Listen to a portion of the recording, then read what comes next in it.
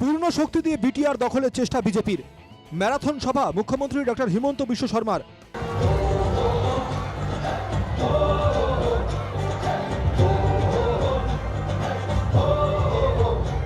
ঠিক তখনই মন্ত্রী অশোক সিংঘলের ভূমিকা নিয়ে উত্থাপিত হচ্ছে প্রশ্ন। কোকরাঝাড়ের অভিভাবক মন্ত্রী এমন কিছু লোককে বিজেপি প্রার্থী হিসেবে প্রজেক্ট করছেন যারা তুলনামূলকভাবে খুবই দুর্বল এবং বিতর্কিত। গোসাইগাঁও মহকুমার একটি আসনে অশোক সিংঘলের প্রজেক্ট করা প্রার্থী অরুণাচলী সুরা ব্যবসায় জড়িত। অরুণাচল প্রদেশ থেকে পশ্চিমবঙ্গে সুরা পাচার করেন ওই ব্যক্তি। বিভিন্ন সিন্ডিকেটের সঙ্গেও জড়িত রয়েছে ওই ব্যক্তির নাম। একাধিক আসনে দুর্বল ও বিতর্কিত প্রার্থীকে দাঁড় করানোর চেষ্টা অশোকের।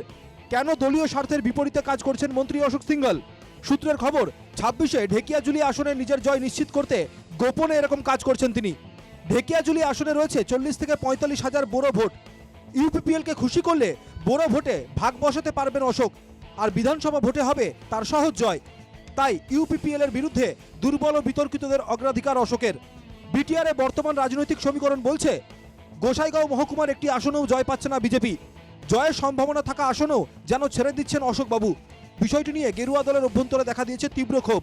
তবে শনিবার শালবাড়িতে একটি হাসপাতালের উদ্বোধনে এসে মন্ত্রী অশোক সিংঘল বলেন, বিজেপি জয়ের জন্যই নির্বাচন খেলছে। মোক এটা কথা কওক, ইলেকশ্যন খেলা ইণ্ডিপেণ্ডেণ্ট কেণ্ডিডেটজন হাৰিম বুলি ইলেকশ্যন খেলে নে জিকিম বুলি ইলেকশ্যন খেলে? নিশ্চয় জিকিম বুলি ইলেকশ্যন খেলে। আমি যদি ইলেকশ্যন খেলি আছোঁ, আমিতো ইলেকশ্যন জিকাৰ কাৰণে ইলেকশ্যন খেলি আছোঁ। চৰকাৰ অকলে কৰিব নেকি? যদি আমি সংখ্যাগৰিষ্ঠতা পাওঁ তেতিয়াতো নিশ্চয় কৰিম। সেই সঙ্গে রাজ্যবাসীকে দিলেন সুস্থ থাকার পরামর্শও।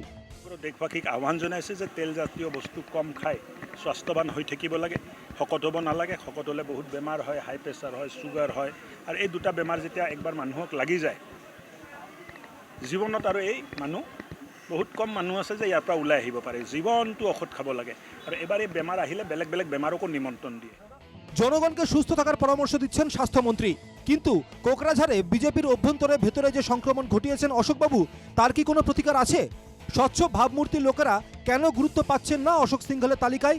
News desk report, NKTV Bangla.